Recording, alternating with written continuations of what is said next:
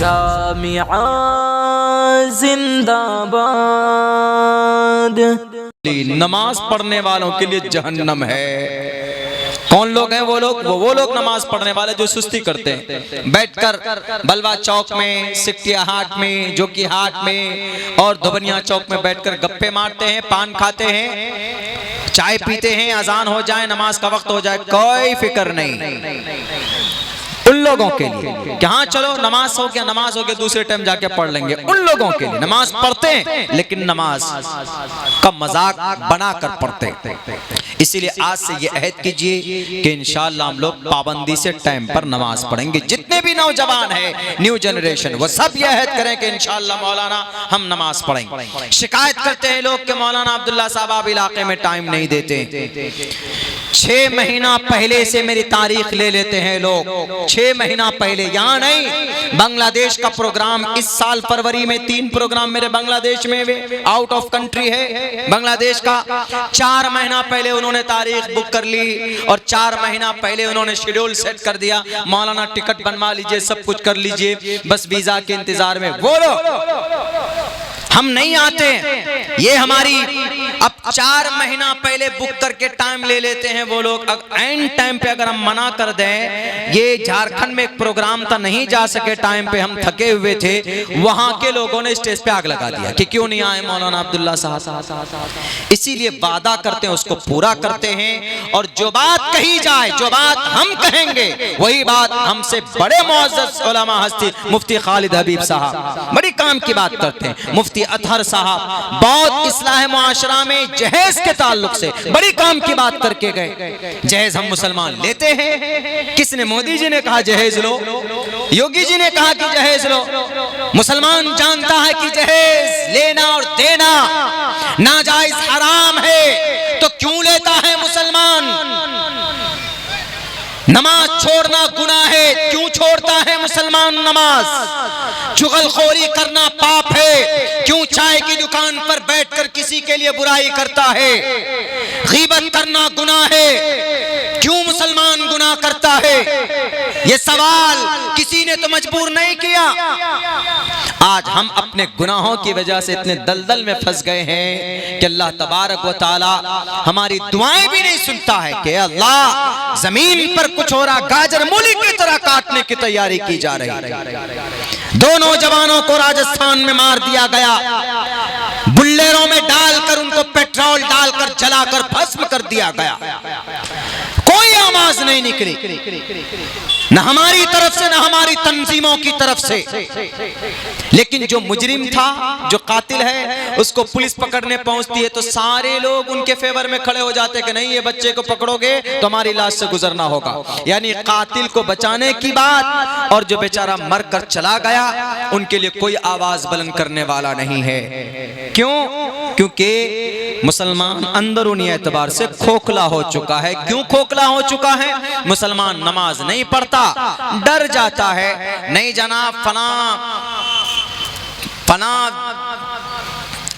इस आरएसएस से है, बजरंग दल से है, ये ऐसा कर देंगे, वैसा कर देंगे, ये कर देंगे, वो कर देंगे। ये वो करने वाली जात सिर्फ अल्लाह की है।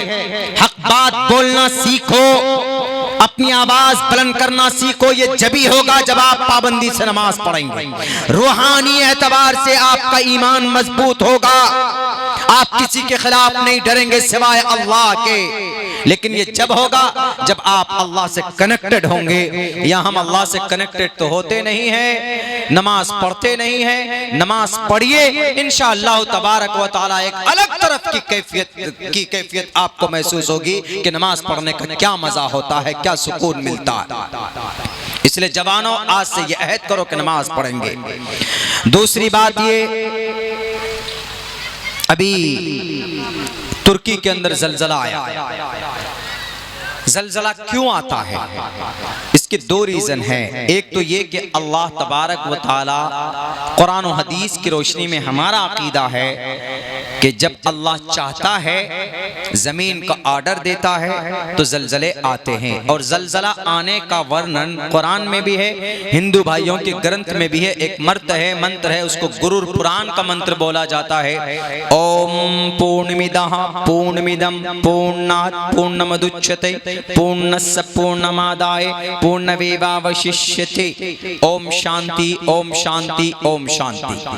हिंदू भाइयों में 3 बड़े होता है, विष्णु ब्रह्मा शिव। ये विष्णु ब्रह्मा शिव को शॉर्ट करके ओम बनाया गया, इसीलिए ओम शांति। ब्रह्मा अरबी में अल खालिक बोलते हैं ब्रह्मा को, अरबी में जो मतलब ब्रह्मा का वही अल खालिक का। अल खालिक अल्लाह का नाम है।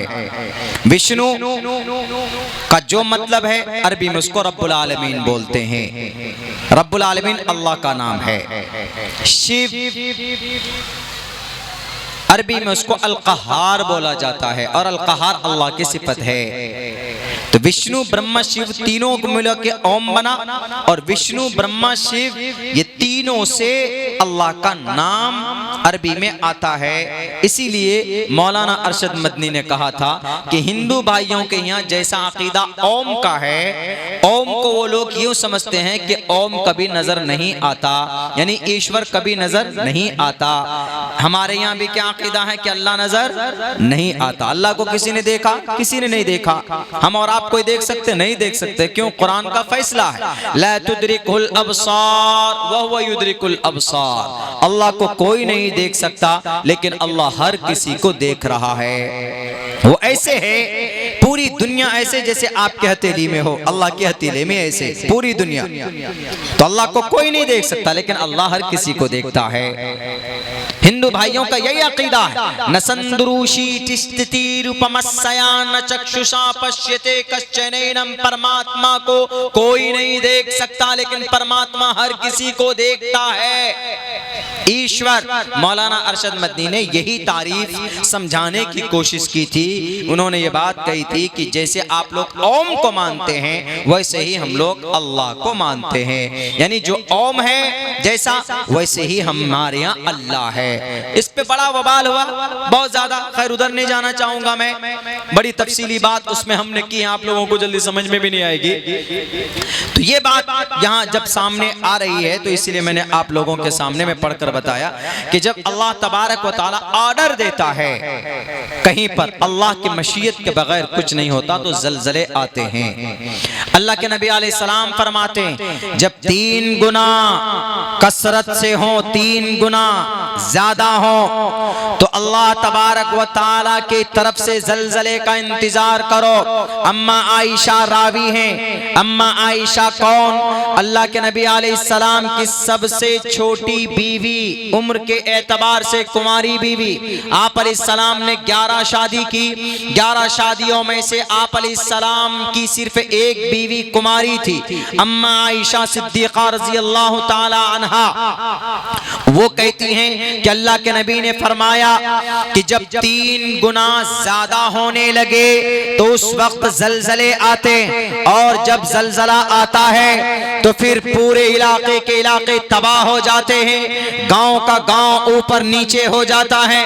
तारीख हमें बताती, जब कोई रब की नाफरमानी करता है तो अजाब आता है। हजरत शुएब अलैहिस्सलातु वस्सलाम की कौम ने हजरत शुएब की बात नहीं मानी।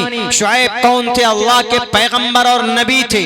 अल्लाह के तरफ से जो बात हजरत शुएब को बताया जाता, तो हजरत शुएब अपने कौम के लोगों को बताते। उनके कौम में कौन सी बीमारी थी? उनके कौम में बीमारी थी, डंडी में कमी बेशी करते थे।